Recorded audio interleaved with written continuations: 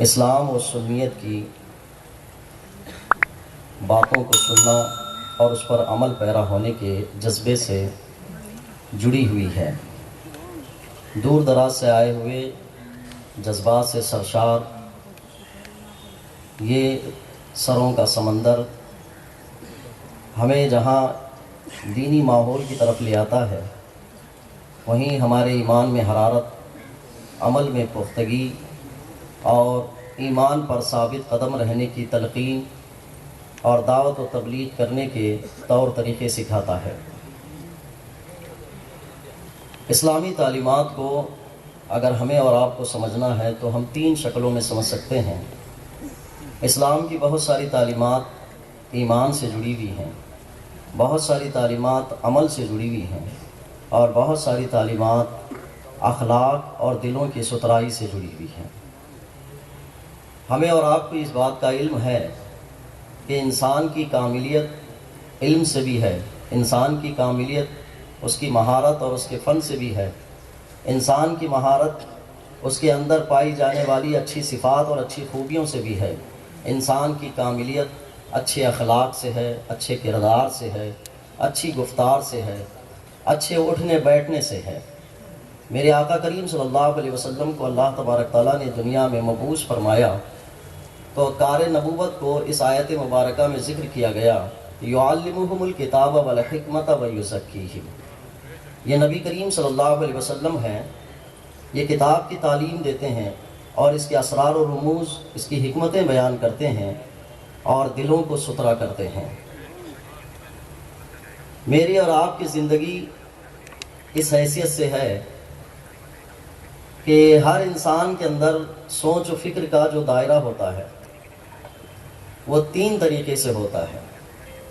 انسان اپنی زندگی میں جو کام کرتا ہے یا تو اپنی پرسنل سوچ کے مطابق کام کرتا ہے، یا اپنی سوسائٹی، اپنا کلچر اور اپنے ارد گرد کے ماحول کی سوچ کے حساب سے کام کرتا ہے، یا اسے اللہ توفیق دے تو اچھی سوچ کے حساب سے کام کرتا ہے۔ ہر انسان کی زندگی ان 3 سوچوں کے درمیان گھری ہوئی ہے۔ یا تو وہ پرسنل سوچ پر کام کر رہا ہے، یا اس کی سوسائٹی اور کلچر کی سوچ پر کام کر رہا ہے، یا اس کو اللہ نے توفیق دی تو اچھی سوچ پر وہ کام کر رہا ہے۔ گھر میں ایک شخص ہوتا ہے جو گھر کے کسی بنائے ہوئے اصول پر چلتا نہیں۔ گھر والوں کا یہ کہنا ہوتا ہے کہ یہ بچہ گھر کے طور طریقے اور ڈھنگ سے نکل گیا ہے، کوئی اس کو سمجھائے تو صحیح کہ ہمارے گھر کا ماحول خراب کر رہا ہے، خاندان کا نام بدنام کر رہا ہے، خاندان کے طور طریقے سے نہیں چل رہا۔ تو گویا وہ انسان اپنی سوچ پر عمل کر رہا ہے، اور ایک انسان کے پاس اپنی خود کی سوچ آتی ہے لیکن وہ گھبرایا ہوا ہوتا ہے کہ میرے خاندان والے کیا بولیں گے، میرے گھر والے کیا بولیں گے، تو بہت سارے کاموں سے رک جاتا ہے، اس لیے کہ وہ اپنی پرسنل سوچ پہ کام نہیں کر رہا، اپنی خود کی تھیوری پہ کام نہیں کر رہا، وہ سوسائٹی کی، اپنے گھر کی، اپنے خاندان کی سوچ پہ کام کر رہا ہے۔ انسان کی زندگی گزرتے رہتی ہے، پھر اس کے بعد اسی درمیان میں اس کو یہ بھی پتہ چلتا ہے کہ میری پیچھے والی سوچ، چاہے وہ میری پرسنل تھی یا میرے خاندان کی تھی، میری سوسائٹی کی تھی، وہ غلط تھی، اب صحیح سوچ پر میں آیا ہوں۔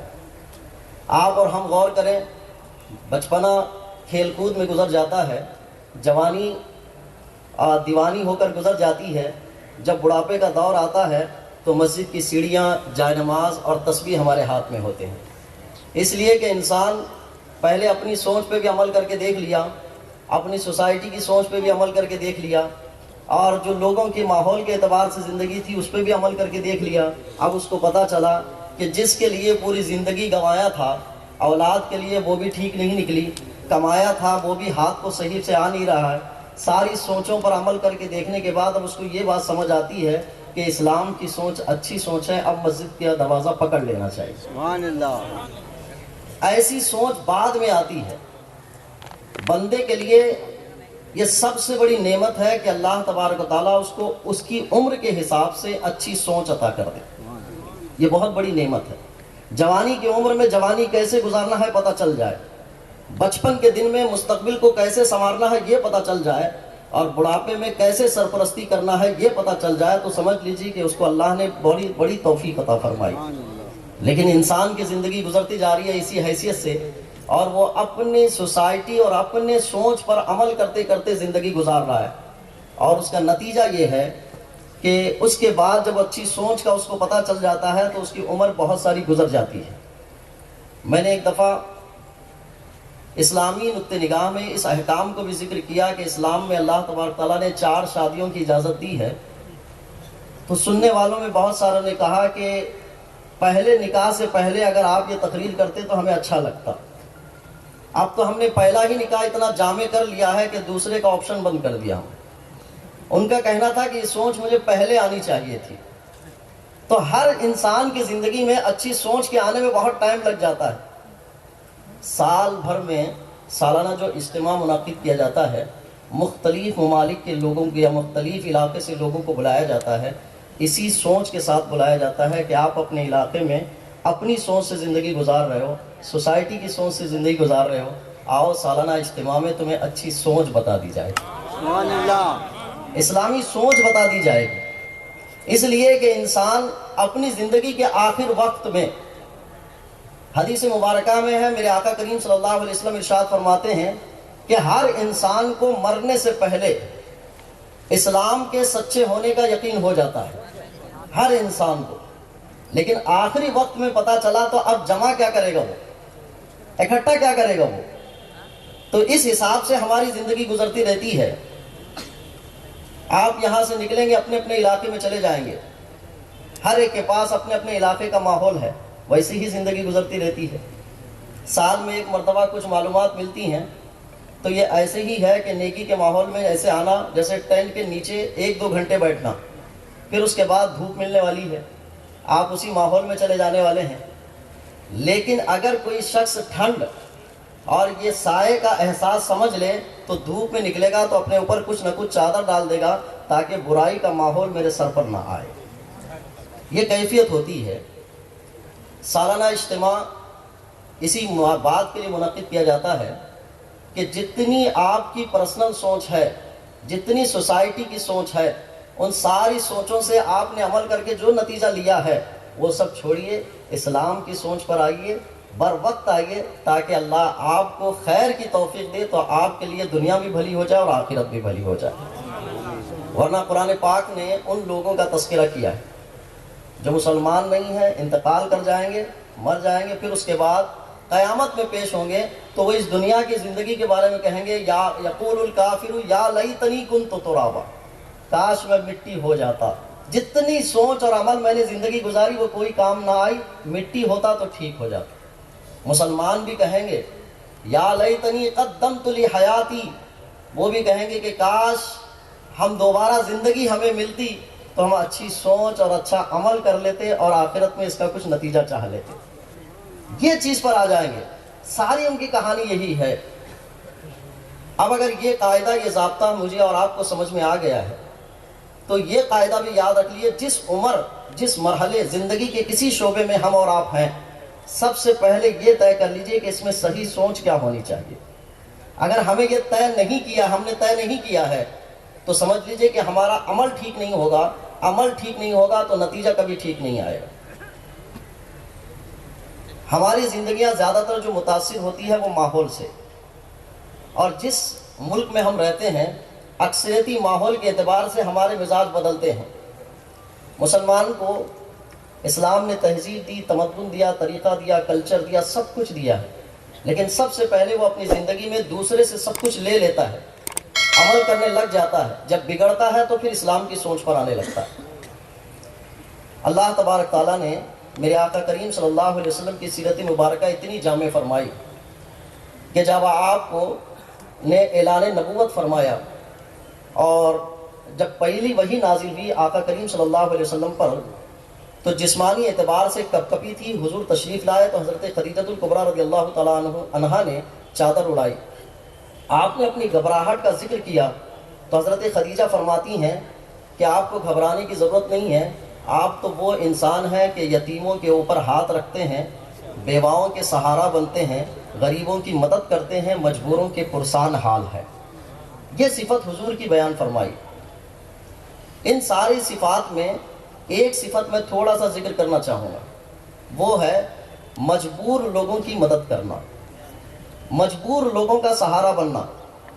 لیکن جس ماحول میں ہم رہ رہے ہیں، جس کلچر میں ہم رہ رہے ہیں، یہاں مجبور لوگوں سے فائدہ اٹھانا کاروبار بن گیا ہے، کاروبار بن گیا ہے مجبور لوگوں سے فائدہ اٹھانا۔ مدینے میں مسلمانوں کے لیے پینے کا پانی نہیں تھا تو مسلمان خرید کر پیتے تھے، مجبور تھے۔ یہ میٹھا پانی ایک ہی کنویں میں ملتا تھا اور صحابہ پیسہ دے کر خرید کر پیتے تھے۔ حضرت عثمان غنی رضی اللہ تعالیٰ عنہ نے مسلمانوں کی اس مجبوری کو ختم کرتے ہوئے کنویں کو خرید کر فری کر دیا۔ اسلام نے مجبور لوگوں کی مدد کی، مجبور لوگوں کو دور کیا۔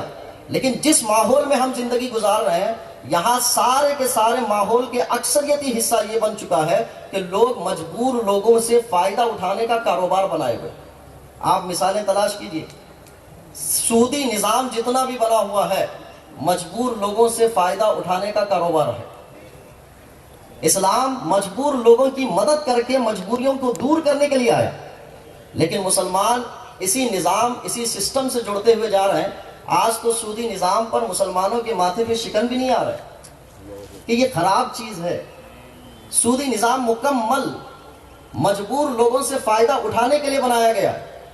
کتنے لوگ ہیں کاروبار کرتے ہیں زمین کا، ایک آدمی بیمار ہے، پریشان حال ہے، بیٹی کی شادی کرنی ہے تو اس کو پیسوں کی ضرورت ہے تو اپنا مکان بیچتا رہتا ہے، گھر بیچتا رہتا ہے۔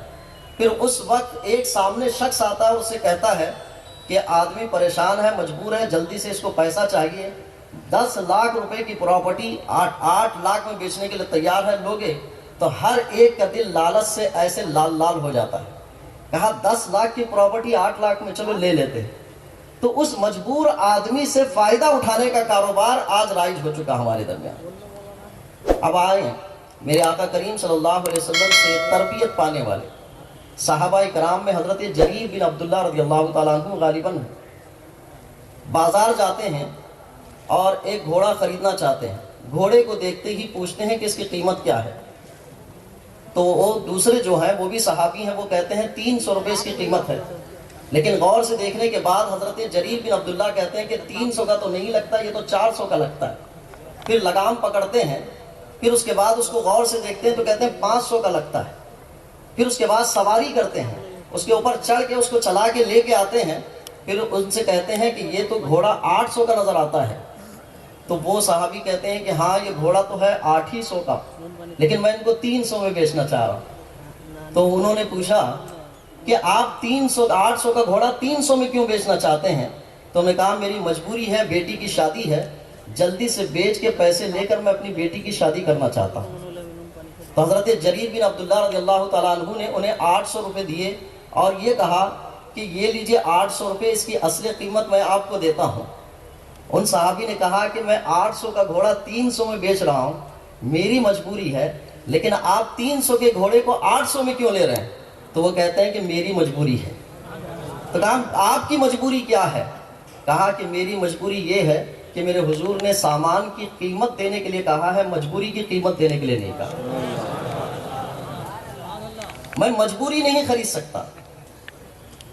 کاروبار اتنے بن گئے اور ہر کاروبار کو مسلمان بہت آسانی سے لیتے جا رہے ہیں، اس کو سمجھ نہیں آ رہی کہ یہ چیز اسلام میں کچھ بنتی بھی ہے کہ نہیں ہے۔ ایک لفظ ہمارے کانوں تک ٹکراتا ہے بار بار، اسلام اخلاق کے زور سے پھیلا ہے، لیکن اخلاق کے زوال کی کہانیاں اگر ہم دیکھیں تو اتنی خراب ہو چکی ہیں ہماری کہانیاں، اتنی تصویر ہماری خراب ہو چکی ہے اخلاق کی کہ مجبور آدمیوں کو تلاش کر کے کاروبار کرنے کے جستجو میں لگے ہوئے ہیں۔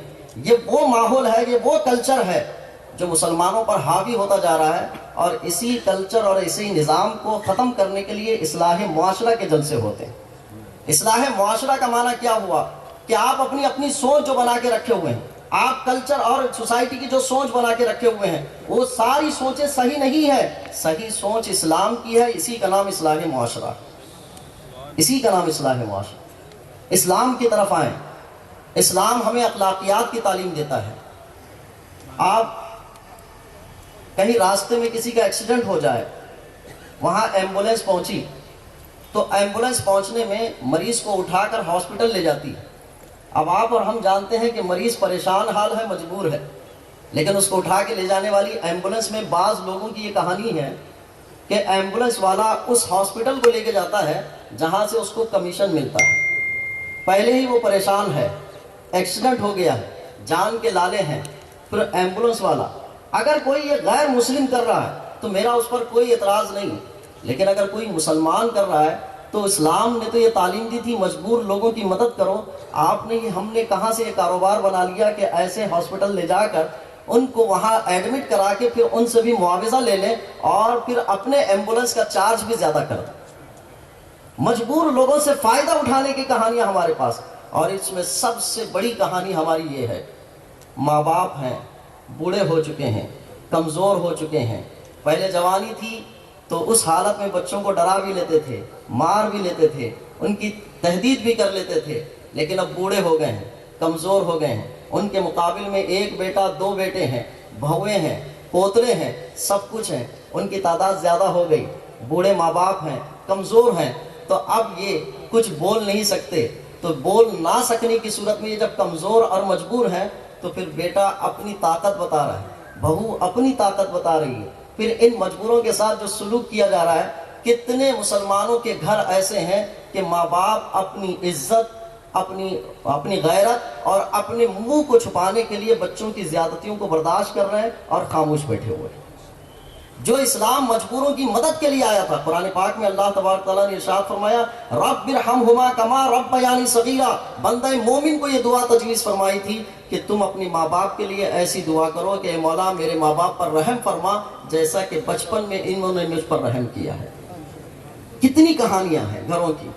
مجبور لوگوں سے فائدہ اٹھایا. آج باپ مار نہیں سکتا، سوسائٹی میں میرے خلاف جا نہیں سکتا، تو ماں باپ پر ظلم و ستم کرنے کی کہانیاں بچوں کی طرف سے بڑھتی جا رہی ہیں. سوچ پر عمل کر لیجئے. آپ اپنی سوچ پر بھی عمل کر کے دیکھ لیجئے، سوسائٹی کی بھی سوچ پر عمل کر کے دیکھ لیجئے.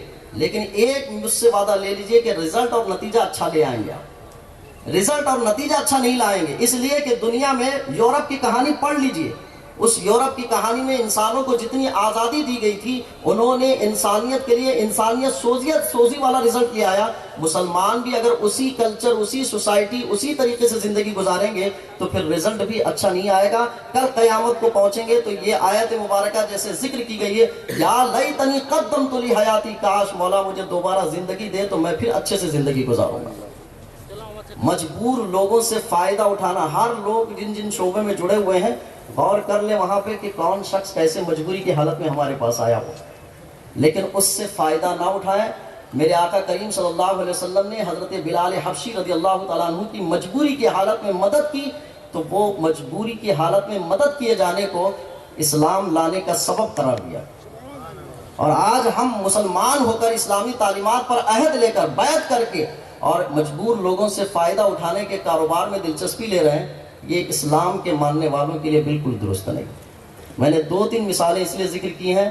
ہر شعبے میں ہم اور آپ اگر خیال کریں گے تو پتہ چلتا ہے وہ لڑکیاں جو ہمارے نکاح میں آتی ہیں ان کو تو کئی مرد حضرات اپنی مردانگی کے دعوے اور اظہار اس طرح سے کرتے ہیں، اگر تو ٹھیک نہیں رہی تو دوسری کر کے لاتا ہوں، اگر تو ایسا نہیں کری تو تیرے کو سسرال میں تیرے میکے بھیج دیتا ہوں. ڈرا رہے ہیں، دھمکا رہے ہیں. وہ مجبور ہے. میرے حضور نے ارشاد فرمایا، ایسے موقع پہ ارشاد فرمایا جب آپ دنیا سے ظاہری طور پر رخصت ہو رہے ہیں، ایسے موقع پر میرے حضور نے ارشاد فرمایا، میں اپنی امت سے جن چیزوں میں خوف زدہ ہوں ان میں سے ایک یہ ہے کہ مرد اپنی عورتوں کے حقوق ادا نہیں کریں گے. اس چیز کو لے کر خوف زدہ ہوں. یہاں ڈرا رہا ہے، وہ بچی مجبور ہے، اب گھر جا نہیں سکتی، عزت کے ہیں کہ نکاح کرنے کے بعد واپس جائیں گے تو عزت کیا رہے گی.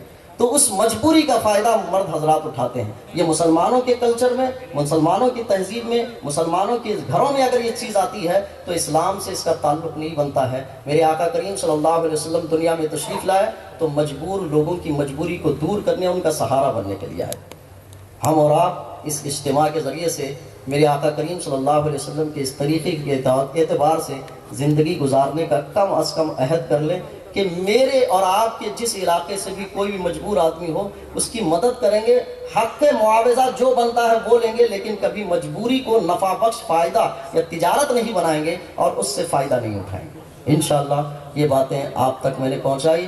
بولنے سننے میں کسی قسم کی غلطی ہو، اللہ مجھے اور آپ کو سب کو اپنے فضل خاص سے درگزر فرمائے اور ہمیں معاف فرمائے. استغفر اللہ ربی من کل ذنب واتوب الیہ. لا الہ الا اللہ محمد رسول اللہ صلی اللہ علیہ وسلم.